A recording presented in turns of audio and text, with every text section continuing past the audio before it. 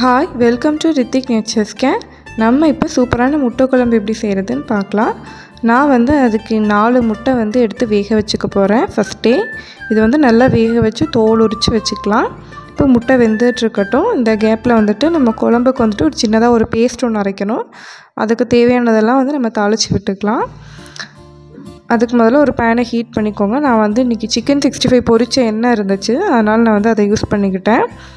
அப்புறம் ஒரு கை அளவுக்கு சின்ன வெங்காயம் போட்டு தாளித்து விட்டுக்கலாம். இது கூட ஒரு சின்ன துண்டளவுக்கு இஞ்சி சேர்த்துருக்கேன். இந்த எண்ணெயிலேயே இது எல்லாத்தையும் சேர்த்து நல்லா வதக்கிக்கலாம். சின்ன வெங்காயம் தான் இந்த குழம்புக்கு ரொம்ப டேஸ்ட் கொடுக்கும். இது கூடவே நான் கொஞ்சம் மல்லித்தலை ஆட் பண்ணியிருக்கிறேன். இப்போ கை நிறைய கருவேப்பிலை ஆட் பண்ணிக்கலாம்.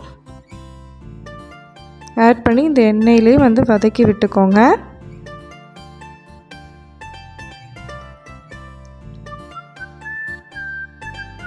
இப்போ நம்ம ஆட் பண்ணியிருந்ததெல்லாம் பாதி வதங்கிருச்சு.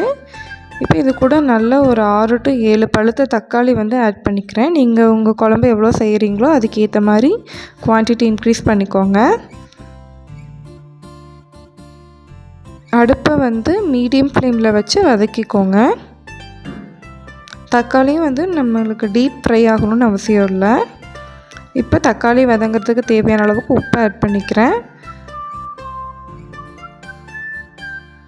இப்போ இந்த குழம்போட ஸ்பெஷல் மிளகு தான். மிளகு கொஞ்சம் தாராளமாக ஆட் பண்ணிக்கிட்டேன். நான் மிளகாத்தூள் ஆட் பண்ண போகிறது கிடையாது. ஸோ இந்த மிளகு ஃப்ளேவர் ரொம்ப நல்லாயிருக்கும். இப்போ வீட்லேயே அரைச்ச கறி மசாலா தூள் ஆட் பண்ணிக்கிறேன். 2 ஸ்பூன் ஆட் பண்ணியிருக்கிறேன். இது இந்த எண்ணெயிலேயே லைட்டாக வதக்கிட்டு நம்ம அடுப்பை ஆஃப் பண்ணிடலாம். இந்த மசாலாஸ் சேர்த்ததுக்கப்புறம் லைட்டாக மட்டும் வதக்கினா போதும். ஆஃப் பண்ணி ஆற வச்சிடலாம். ஒரு 1/2 hour ஆறட்டும். இப்போ மிக்ஸி ஜாரில் சேர்த்துக்கலாம். சேர்த்துட்டு நான் கொஞ்சம் தேங்காய் ஆட் பண்ணிக்கிறேன். தேங்காய் ஆட் பண்ணி நல்லா நைஸ் பேஸ்ட்டாக அரைச்சி எடுத்துக்கோங்க. இதில் நம்ம மிளகாத்தூளே சேர்க்க கிடையாது. மிளகு டேஸ்ட்டு ரொம்ப சூப்பராக இருக்கும்.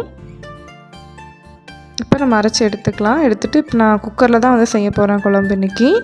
அதே சிக்கன் பொரிச்ச எண்ணெயை ஊற்றிக்கிறேன். ஆயில் நல்லா ஹீட் ஆகட்டும்.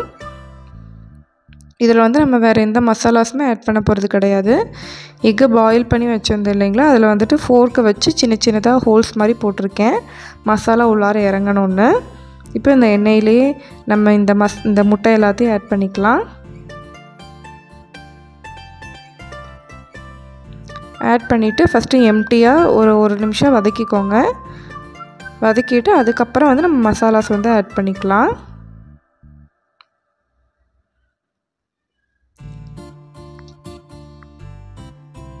இது எதுக்காக இப்படி பண்ணுறேன்னா, அந்த குழம்புல இந்த முட்டை சாப்பிடும்போது ரொம்ப டேஸ்ட்டாக இருக்கும், அதுக்காக தான். இப்போ தேவையான அளவுக்கு மிளகாத்தூள் ஆட் பண்ணிக்கலாம். மசாலாஸ் முட்டையில் இறங்கணுங்கிறதுக்காக. இந்த முட்டை குழம்போட ஸ்பெஷல் இன்க்ரீடியண்ட்டே பெப்பர் தான். ஸோ நம்ம ஃப்ரை பண்ணுறதுக்காக பெப்பரும் ஆட் பண்ணிக்கலாம். ஆட் பண்ணிவிட்டு நல்லா ஒரு 2 to 3 minutes நல்லா அந்த எண்ணெயிலே வதக்கி எடுத்துக்கோங்க.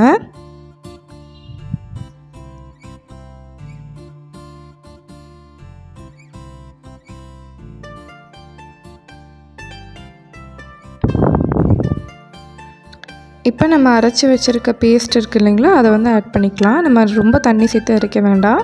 ஒரு 1/4 டம்ளர் அளவுக்கு தண்ணி விட்டு அரைச்சாலே போதும். அடுப்பை சிம்மில் வச்சுக்கோங்க.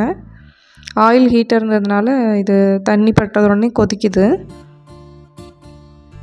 இப்போ இந்த மிக்ஸி ஜாரை கழுவின தண்ணியை ஊற்றிக்கலாம். தண்ணி அதிகமாக சேர்க்க வேண்டாம். மிக்ஸ் பண்ணி விட்டுக்கோங்க. மிக்ஸ் பண்ணி விட்டுட்டு தேவையான அளவுக்கு உப்பு ஆட் பண்ணிக்கலாம். வேறு எந்த ஒரு இன்க்ரீடியண்ட்டுமே நம்ம ஆட் பண்ண தேவையில்லை. இப்போ நம்ம குக்கர் மூடி வச்சு கரெக்டாக ஒரே ஒரு விசில் மட்டும் விட்டால் போதும். ஆல்ரெடி முட்டை வெந்தது தான். அந்த முட்டையோட அந்த ஃப்ளேவரும் அந்த குழம்புல இறங்கணுங்கிறதுக்காக நம்ம குக்கரில் வச்சு விசில் விடுறோம். கரெக்டாக ஒரு விசில் விட்டு ஆஃப் பண்ணிட்டிங்கன்னா போதும். குழம்பு ரொம்ப டேஸ்ட்டாக இருக்கும். கண்டிப்பாக எல்லோரும் ட்ரை பண்ணி பார்த்துட்டு எப்படி இருக்குன்னு கமெண்ட் பண்ணுங்கள். தேங்க்யூ.